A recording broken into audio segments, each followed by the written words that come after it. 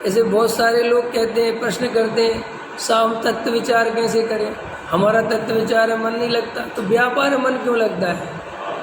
ये तो प्रश्न नॉर्मल है ना, इतना सरल आंसर है। आपका व्यापार में स्वयं में भी मन क्यों लगता है?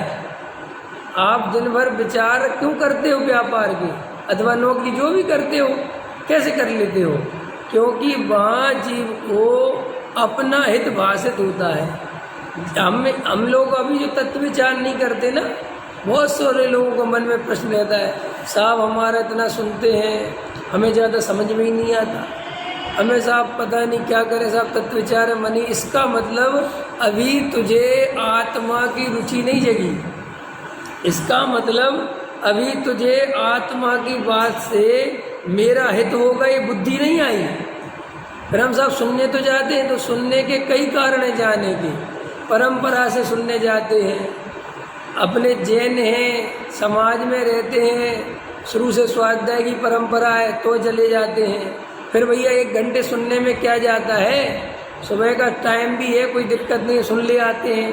या बहुत सारे कारण है सुनने का, कोई ज़रूरी नहीं कि सब आत्मा की रुचि से लिए सुनते हैं, ऐसे ही सुनते हैं। 99% श्रोता तो ऐसे ही सुनते हैं, हल्की फुल्की रुचि लग गई, थोड़ा अच्छा लगता है, 2 बातें कान में पड़ गई, थोड़ा दिखा दिया संसार, हाँ ठीक है। लेकिन असली रुचि तो तब कहलाएगी जब यहाँ पर जो बात चली है उसका विचार चले। देखो अपन को संसार की संयोगों की कितनी रुचि है। अपना बच्चा बीमार हो जाए तो दिन भर विचार करता है, रात भर विचार करता है ना।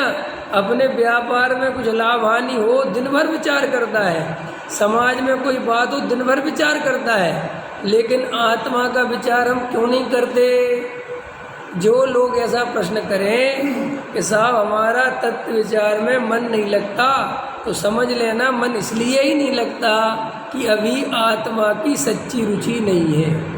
अगर आत्मा की सच्ची रुचि होए और तत्व विचार में मन नहीं लगे, ऐसा 3 काल में संभव नहीं है। इसलिए जिन जीवों का तत्व विचार में मन नहीं लगता, वे जीव ऐसा समझ लें कि अभी हमें आत्मा की सच्ची रुचि, ये उसका समझ लो एक फॉर्मूला है, सिद्धांत है, नियम है, सूत्र है, सत्य है कि जिसे आत्मा की रुचि होगी उसको ऑटोमेटिक दिन में 10 दफे आत्मा के विचार चलेंगे। क्यों चलेंगे?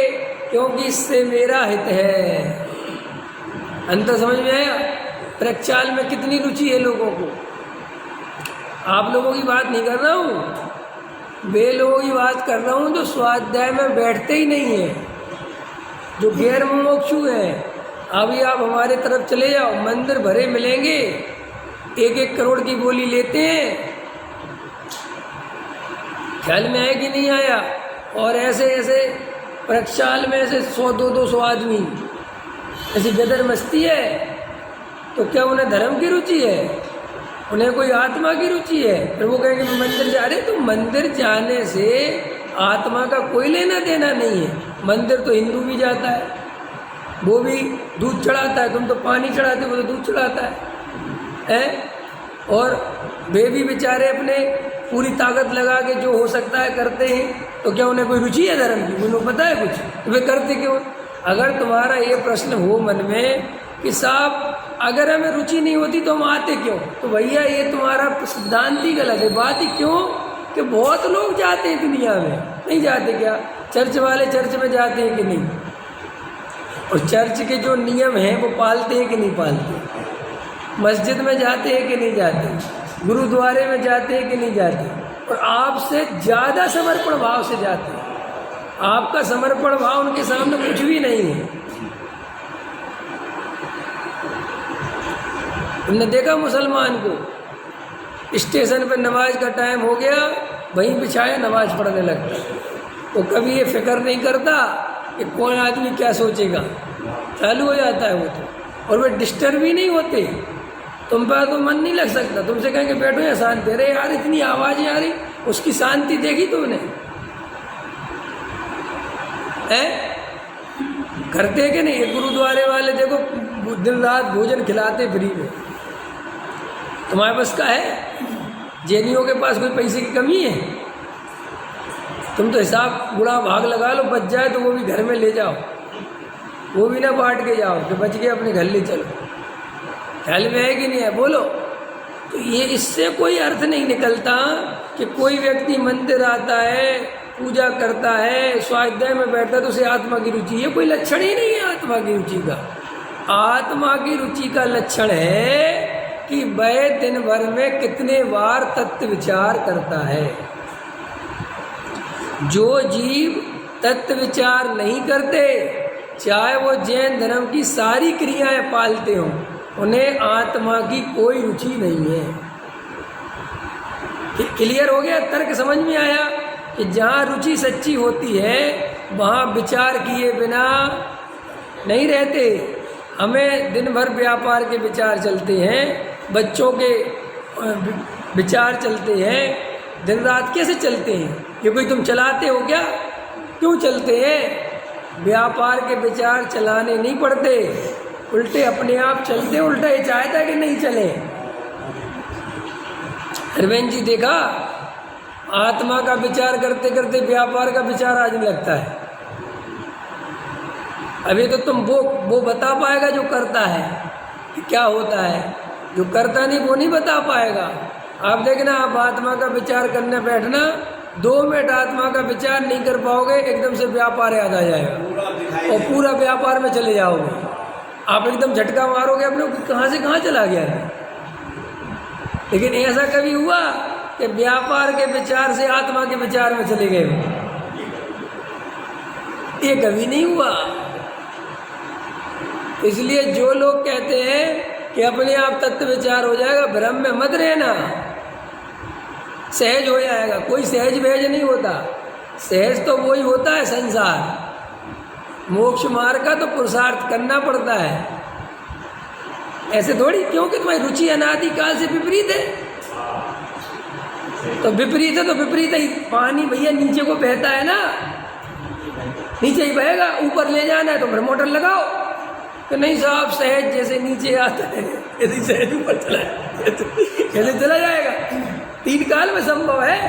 ऐसे ये जीव निरंतर गिरता हुआ है, ये अपने आप मोक्ष मार्ग नहीं मिल जाएगा। इसका पुरुषार्थ करना पड़ेगा।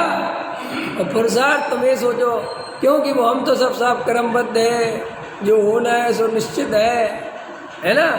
और जब सम्यक दर्शन, अरे तो भाई ये कर्मबद्ध पर्याय का तूने छल ग्रहण कर लिया। कर्मबद्ध पर्याय पर द्रव्य का कर्तृत्व हटाने के लिए है, स्वयं द्रव्य से हटने के लिए नहीं है। क्या कहा मैंने? ये जो पर द्रव्य की कर्ता बुद्धि है ना, तो क्रमबद्ध पर्याय कि भैया मैं करता धरता नहीं हूँ, होता स्वयं जगत परिणाम, मैं जग का क्या करता काम। सर्वज्ञ भगवान ने जिस द्रव्य का जैसा परिणाम देखा होगा वैसा होगा। मैं अपने ऊपर माथे भार क्यों रखूं? इस निर्भरता के लिए क्रमबद्ध पर्याय है, इसके लिए नहीं है कि सर्वज्ञ ने साहब जो देखा होगा देखा, मैं तो व्यापार में देखा तो व्यापार ही कर रहा हूँ। ऐसे नहीं चलेगा। ये तो फिर घूमोगे 4 गति में। तो साहब हम क्या करें? आत्मा की सच्ची रुचि प्रकट करो। व्रतशील संयम करने की बात नहीं है, त्याग व्रत करने की बात नहीं है, वे तो अनंत बार की। अभी तत्व, फिर वही प्रश्न है, तत्व विचार में हमारा मन नहीं लगता। व्रतशील संयम आदि में क्यों लगता है? सोचा कभी? व्रतशील संयम में जीव का मन क्यों लग जाता है, तत्व विचार में क्यों नहीं लगता? क्योंकि व्रतशील संयम एक क्रिया है, उसमें करने को कुछ मिलता है। भाई भोजन छोड़ दिया, हो गया व्रत। टारगेट है ना, सरल है ना, भोजन छोड़ दिया, आज नहीं खाएंगे, बात खत्म हो गई। लेकिन तत्व विचार करने के लिए रुचि ही चाहिए।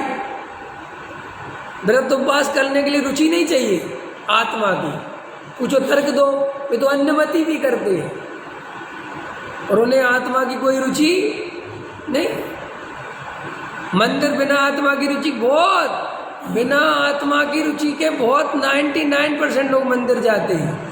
आप अकेले मंदिर नहीं जाते, सब स्वाध्याय में भी बिना रुचि के बैठते हैं। क्यों वे नहीं बैठते क्या? वे अपने गुरु का उपदेश नहीं सुनते क्या? वे सब सुनते हैं ना। तो उन्हें अरे आत्मा की रुचि अलग चीज़ है।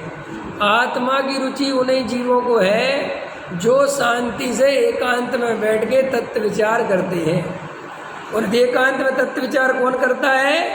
जिसे आत्मा की रुचि होती है।